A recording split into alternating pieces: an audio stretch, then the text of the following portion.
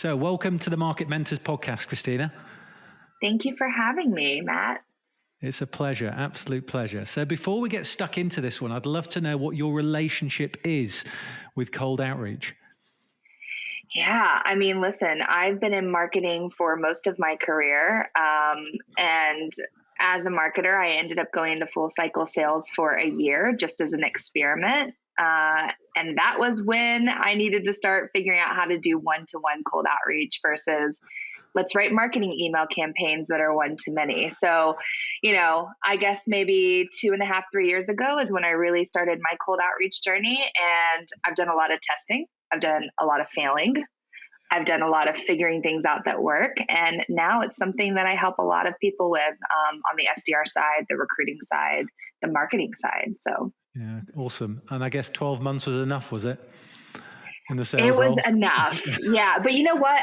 I will tell you, and I won't give all this away because maybe we'll talk about it later. But I think in marketing, the closer you can get to sales and you don't have to jump into a full cycle sales role to do it, the better marketer you'll be in the long run. So yeah, we've had a couple of people on the podcast who have been salespeople in the past, and they sort of swear by it. It gives you the empathy, it gives you the understanding, and ultimately it's about aligning with sales when you're a marketeer as well. So it gives you a really good insight from that point of view. But in terms of cold outreach, then, what is it to you? How would you define cold outreach? Yeah, I mean, cold outreach to me is you're reaching out to people who have not raised their hand and said, hey, I'm searching for a solution like this or a service like this. Hey, I'm really aware of your company and I'm a big fan. None of that exists. You have no clue if these people are aware of you. They're not in your pipeline. You are reaching out cold and starting the relationship. So that's kind of how I simply define it.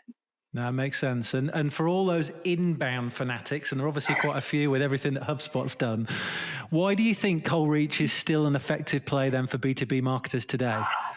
Yeah, I mean, listen, when I think about marketing, there's always this idea of balancing, paid and organic, and you should always have both in tandem. I think the same way about inbound and outbound, and I think the more we can apply marketing principles, outbound principles to marketing, so more of an outbound marketing methodology to offset what's coming in through inbound, the more opportunity you're going to bring into the pipeline at the end of the day. There's also something to be said about controlling your own destiny. Inbound, you get what you get. And yes, as marketers, we're constantly trying to fine tune to make sure that we're bringing in quality inbound. But let's be honest, a good portion of inbound is sometimes crap, right? And so with outbound, it's like, these are your tier 1 accounts, these are your tier 2 accounts, et cetera. And you are going after them proactively to try to get them into the pipeline, even if it ends up pushing them to the inbound funnel. So be it. But I like that you get to control the destiny there. I like it. And certainly with inbound, when you're thinking about things like SEO and sort of targeting content around certain keywords, it's not getting any easier, is it? It's not, no. And people are catching on to the tactics, They know, they're not stupid. They know what's happening to them. And for companies trying to emulate HubSpot today, they're going to have a really, really sort of a tough challenge, certainly. Yes. How would you say then, sort of in terms of a sort of top level, from a team point of view then, how would you say a sort of team needs to be set up then to make sure cold outreach is a success? Yeah, I mean, listen, I think that, this gets hit on a lot, but there's got to be marketing and sales alignment. And, what I really like is when you share similar goals with the sales side. And it doesn't have to be closed revenue, right? We're talking about booked meetings, pipeline generated, things like that. And so I always think in terms of driving revenue, not MQLs. It's actually a quote I keep on my desk and I refer to it year after year. Let's drive revenue. Let's not focus on the fact that we want to bring in like 1,500 leads.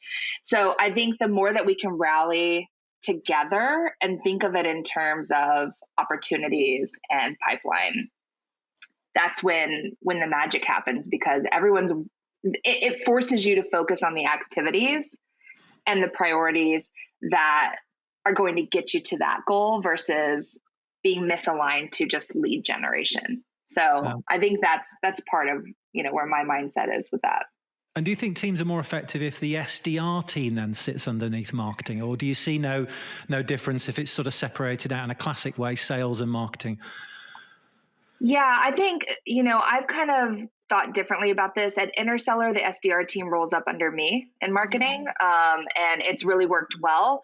But I'm a big fan of SDRs sitting where they're going to get the most support and guidance. And so if that's marketing within the org, great. If that's sales within the org, great. If it's a big enough org and SDRs have their own seat at the table in tandem with marketing and sales, great. I just want them to sit where they're going to get the most support, and it doesn't have to be directly in marketing necessarily. Yeah, I think you're seeing sort of marketing teams evolve for certain companies, and that sort of creation of the CRO role, the sort of chief revenue officer role, where that sort of sits with marketing and sales underneath that sort of piece.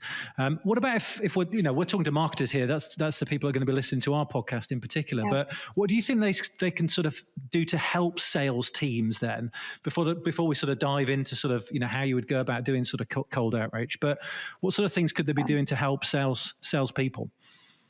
I mean, obviously they have to be in conversations on a fairly consistent basis, especially if they're in a role where, like demand gen side, where they're really need to be aligned with the SDR side or the sales side, however the org is structured. I think it's important to have conversations and understand that there is information that should be passed back and forth, right? One is the SDRs are having conversations live. What's happening on those conversations? What are the common objections that are happening? How can marketing support that with the right collateral and tactics and assets to help fuel the SDR team to be more successful in their outreach? I'm a big fan of, if marketing is going to help, the one thing that I see often, and I'm sure you've seen this too with conversations with other marketing leaders or marketing orgs, is marketing writes the copy, SDRs follow the copy, and there's really little to no creative freedom. And the problem I see with that is that in marketing, we tend to be fairly good copywriters, if not really good copywriters, but it's much more of that one to many. We can write to a big audience. We can write in marketing speak. We can do the feature functionality, bullet points, all of that fun stuff. But when it comes to enabling the SDR side and the sales side to write true cold outreach that feels like it's one-to-one and conversational, we have to get better at that. And I still think we have a little ways to go. And that's why, not to go on a tangent, I'll close on this statement, but PandaDoc is a company that I've done a little bit of work with on the side, and they specifically hired for, direct response copywriters.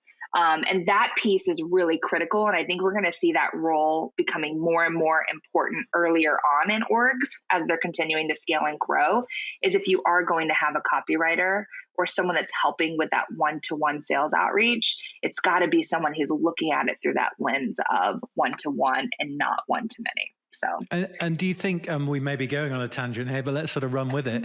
Do you think that that's because marketeers generally in sort of B2B write a bit too businessy?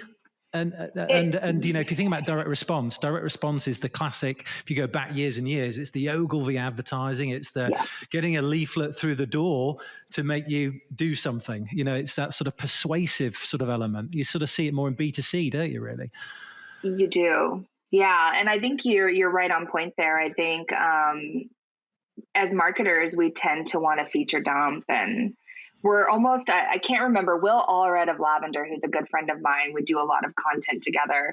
He says something, and I'm not going to do any justice to it, but basically marketers are writing people in general, to make them aware of the product so that they can then decide, like, do I have a problem and want to reach out? Whereas salespeople are reaching out and unearthing a pain or problem in hopes of sharing the product later, right? So I think those are some of the differences between how we think about it. Yeah, no, makes sense. So if somebody's listening to this and they want to try cold outreach, they haven't done it before then, what are some sort of basic tools you'd perhaps suggest for them to use? Yeah, I mean, listen, there's a lot of people talking about cold outreach tactics out there that work. And I think, it's really easy to spin your wheels and try to figure out, oh my goodness, there's like 16 things I could try today. I think the biggest thing that you can do is definitely digest some of that information, take what's working for people potentially in similar industries, with similar personas that they're selling into or similar buyers, and craft your own cadence, right? Set that up. You don't have to have a fancy technology to run that. You can do it manually. Quite frankly, it might be a little more time consuming to run that process, but you can set those steps up and then stick to it. Test it against 100 people, right? And that could be emails, cold calls, social selling, whatever your mix is.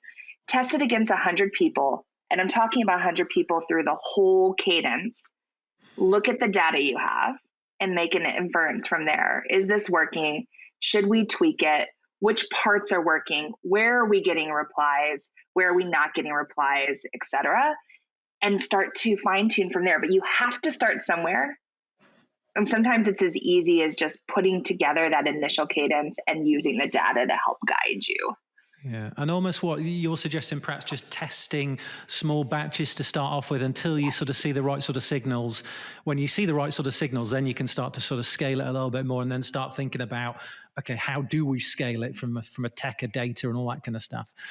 Correct. Yeah, I mean, the last thing you want to do is burn through your tier one accounts, right? Like I wouldn't test this on tier ones. If you're just starting with cold outreach or trying to apply some outbound marketing methodology to the way that you're reaching out to prospects, you've got to start a little smaller and start with people that you're willing to potentially burn through in hopes of figuring out the right mix for yourself, if that makes sense. No, it does. It does. It does. And you touched on it there in terms of cadence then. Yes. If we're thinking about constructing the sort of campaign from sort of start to finish then, what's the perfect cadence then? And, some people think about cold outreach just being about email then. Should people stick to that or should they sort of mix things up a little bit? Good question. So obviously email is my bread and butter. There are people who feel very strongly about their cold calling skills. There are people who feel very strongly about their social selling skills. But one thing I talk about a lot is balance between those three channels and becoming a triple threat. And so that means you have to get comfortable with all three of those channels in your cadence. Because listen, different prospects respond to different things on different channels. And so the more you can get good at all three of those channels, the more opportunities you're going to scoop up. So when I think of a cadence and cadence design, I think of it in terms of balancing all three of those. So maybe you have 4 emails. My go-to cadence is 4 emails. It's 4 cold calls and 3 social selling touch points. So like LinkedIn Connect, LinkedIn voice message, things like that. And it's usually over a 12-day period. So one thing I've noticed, and marketers do this because we think of nurture campaigns, is it's not meant to be a marathon when you're reaching out in cold outreach. It's supposed to be, in the words of my buddy Will again, a high intensity workout. And so it should be, okay, let's try to craft this over the next week and a half. If you don't get a response by the time you hit that last step in your cadence, that's okay. It's not a no. If they didn't respond, then you have a re-engagement strategy for 60 to 90 days later that you maybe test a new cadence on. But yeah, I think of it in those terms, and you've got to have all 3 of those in your mix. That makes sense. And do you simply sort of intersperse them together then? Email, then social, then cold call? Is there any sort of science behind that? Or is it just a case of varying it evenly?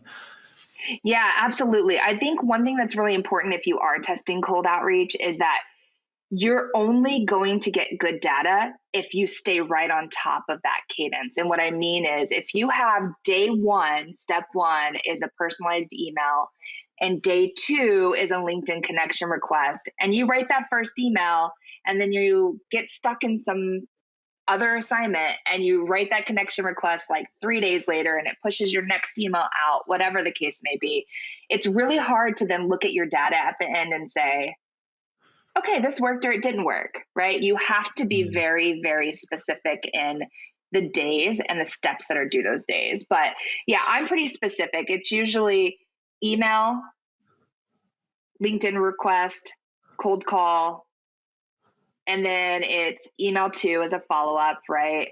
Maybe you're doing another cold call, you're doing a LinkedIn voice message, you're doing some sort of third email, then you're doing another cold call, you're doing a LinkedIn follow-up, and then a final bye for now email. That's it. And I'm thinking of the practicalities of it. Obviously, when you're sat there as a marketeer, it kind of makes sense. And I can understand you sort of, aligning with sales and sort of launching something like this. Maybe coming back to it a month later and, hey, sales team, how's it going? And they're like, oh, geez, I've got, 250 tasks to do in Salesforce. Yes.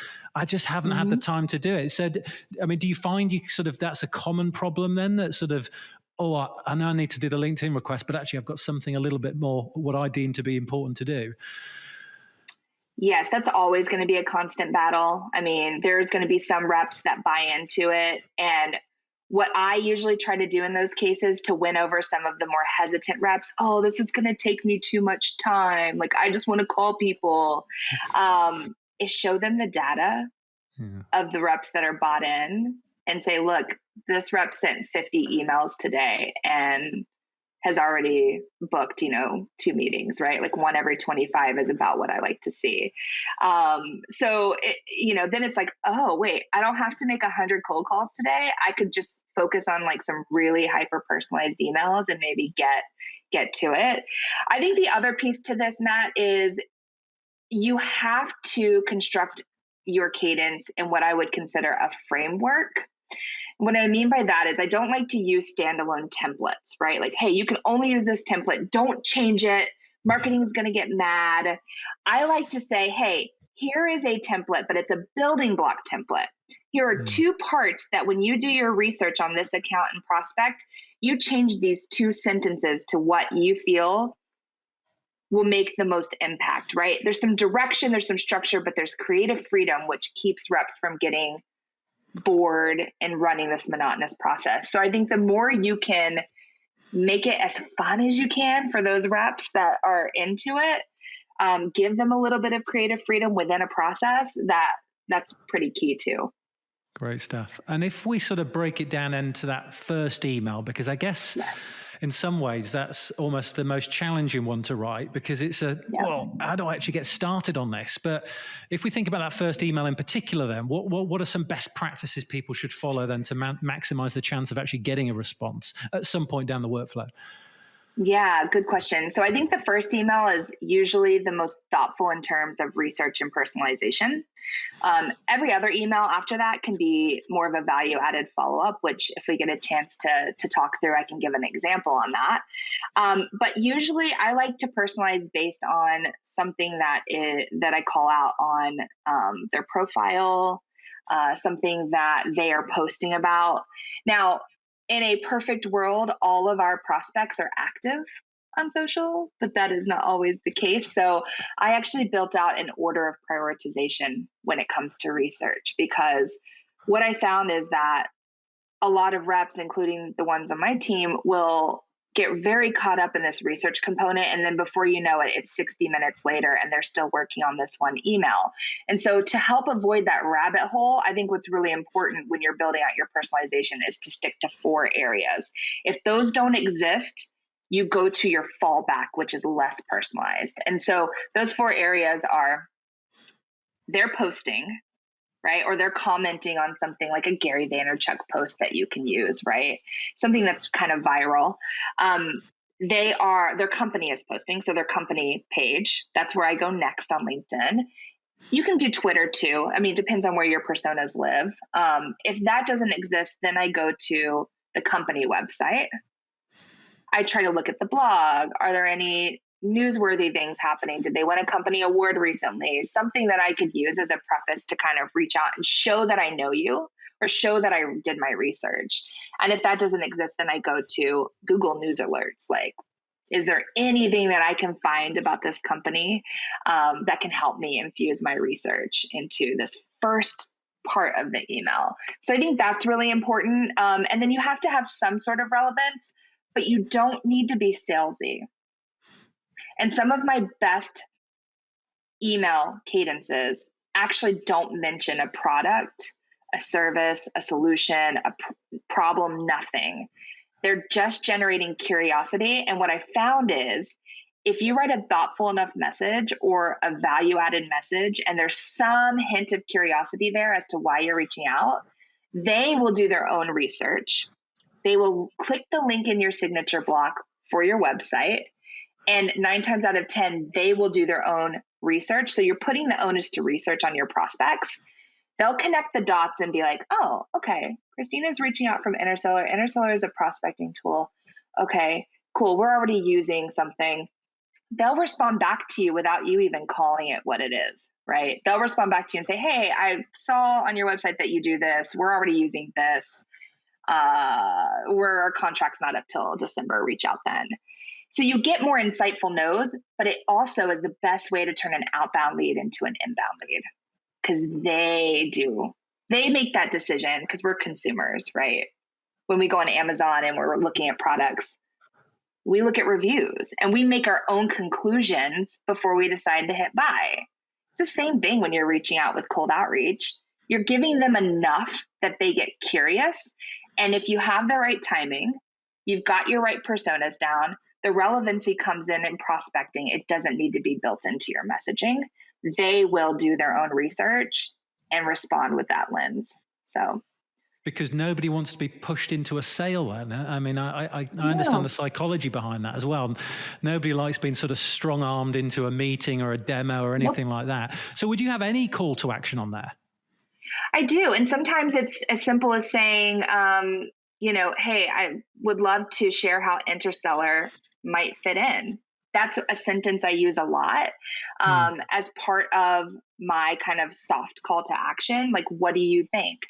And a lot of times they'll say, oh, that's a nice way to position it, but what does Interseller do? And that's how you really start to get more qualified responses with interest level, because now they've taken the action of saying, well, I don't know how Interseller might fit in. Let me look and see what they do.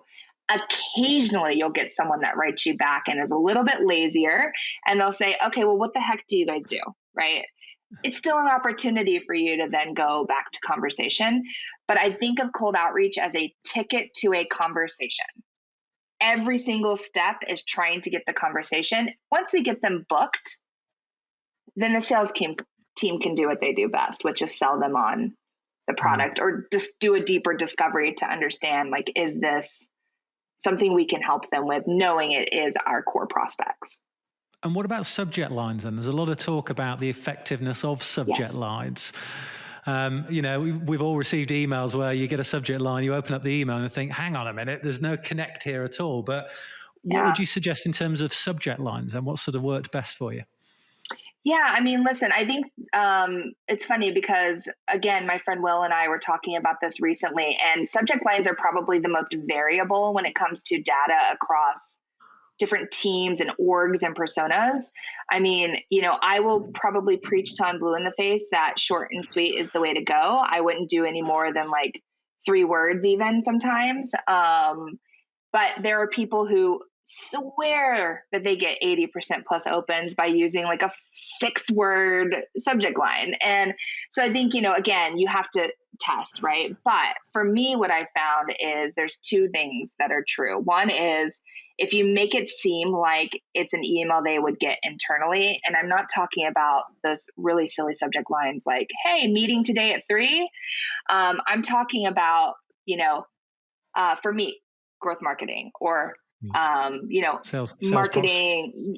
Something that's like really sales emails, something that's really camouflaged to make the recipient want to click on it because it looks like it's priority is really key. But I've also found that first name personalization in the subject line can do well. So I tend to use, if I am personalizing off of something on LinkedIn, I'll use something like Matt about your LinkedIn post, or Matt, your LinkedIn post. And that's probably going to get you to click on it because I'm writing you about something that you wrote. And so the ego is like, oh, someone wrote me an email about my post. Okay, let me open that. So yeah, those are probably two of my pointers there with subject lines. Yeah, I like those. What about then after the first email? Because I think a lot of people can sort of get, and you talked about it actually, this sort of paralysis by analysis. They're kind of thinking to themselves, right, okay, well, I've got a block of 4 emails. What the hell do I put in the rest of them if they don't get back off the first one, which is probably unlikely, really. You know, the majority aren't going to sort of respond back off after the first email to them. So how do you sort of mix that up then in terms of the content into the future emails? Yeah, and this is the part that everyone struggles with. And I think we all tend to overthink it. And then what ends up happening is we write back this email that says, I'm just checking in. Did you see my email? Or I'm just circling back. I want to bump this up in your inbox. And I hate that. One thing I will say is that I preach that you should reply in thread throughout the entire cadence. And the reason I preach that is because if you are taking time to really personalize that first message, the rest of your email follow-ups should kind of unfold more of the story and the value add and give people the ability to, okay, I got your second message because I had a little bit of time this morning, and now I can scroll down and see what was that first message you wrote me. Keep it all kind of together. But I like to take a subject matter expert approach when I'm doing follow-ups, and I like to take a value add approach. And so what I mean by that, and I'll give you one follow-up that I would use as like a framework.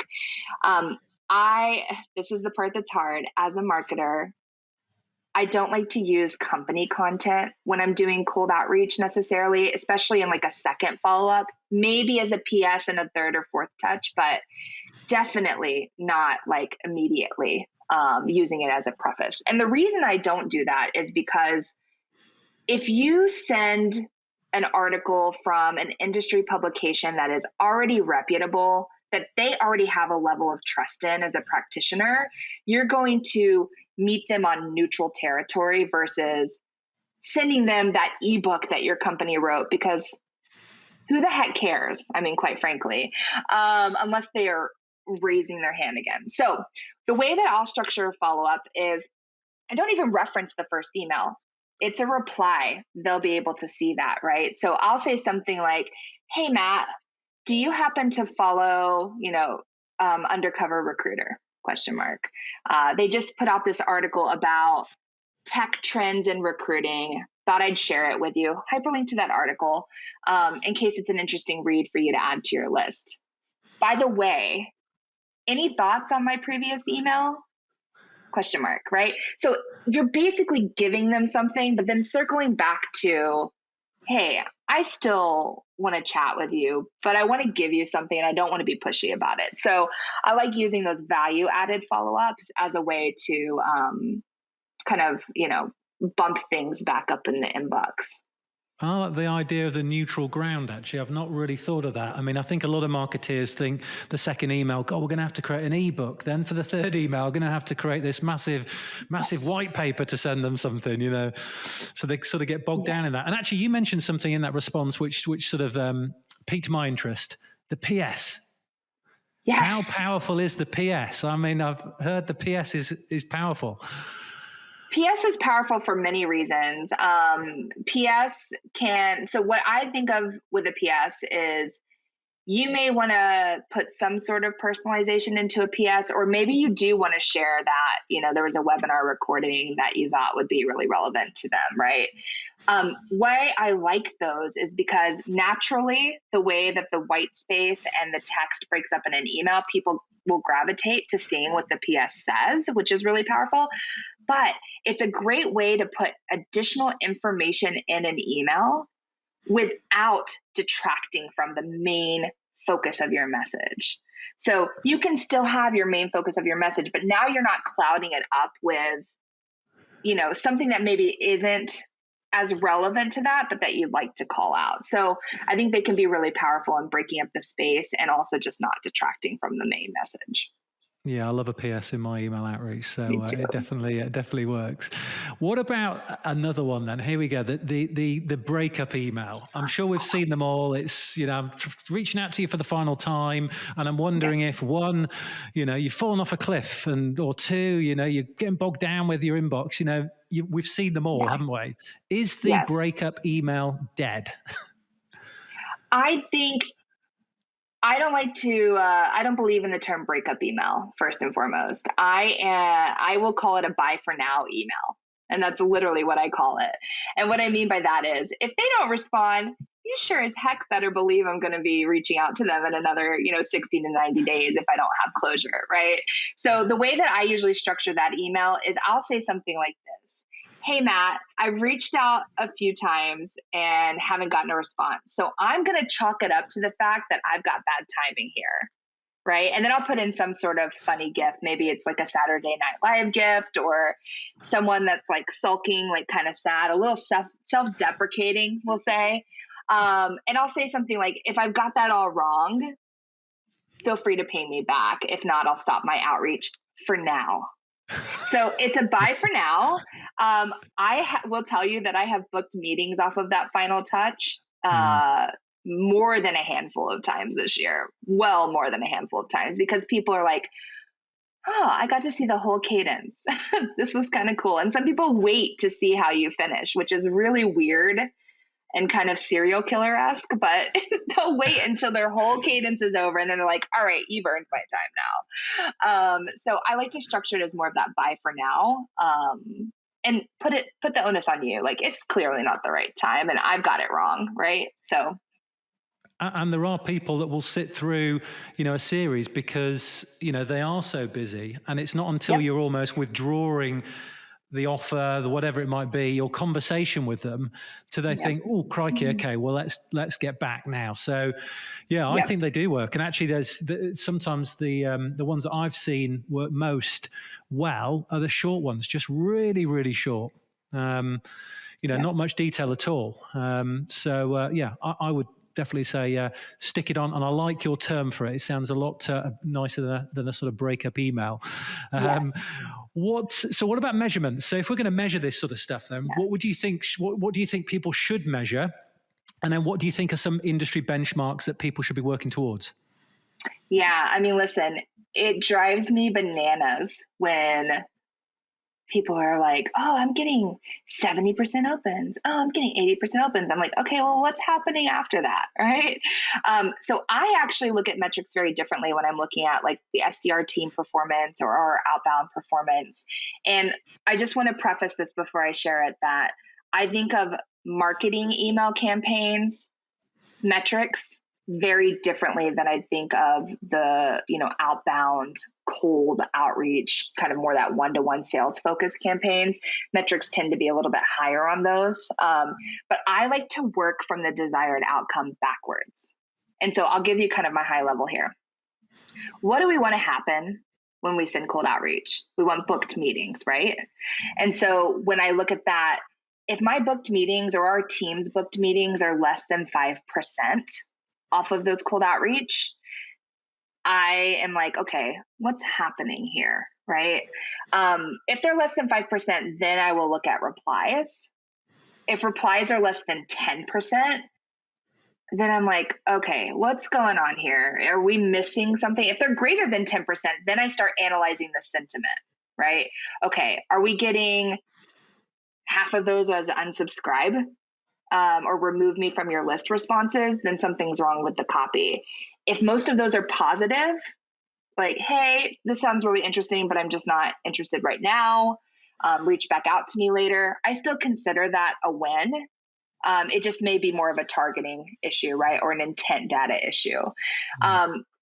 If I'm getting 40% opens, which I don't think is great on the cold outreach side, I kind of want to see 50% or higher as a baseline. If none of the rest is happening, then I'm like, okay, somebody's opening this, but we're falling flat on the copy. If the opens are really high or really low, shall I say, like 30%, but we've got 10% booked meetings, then I could care two craps about what my open rate is because the conversion's happening with who's opening. So I kind of think in terms of backwards, but just to set baselines, 50% plus opens.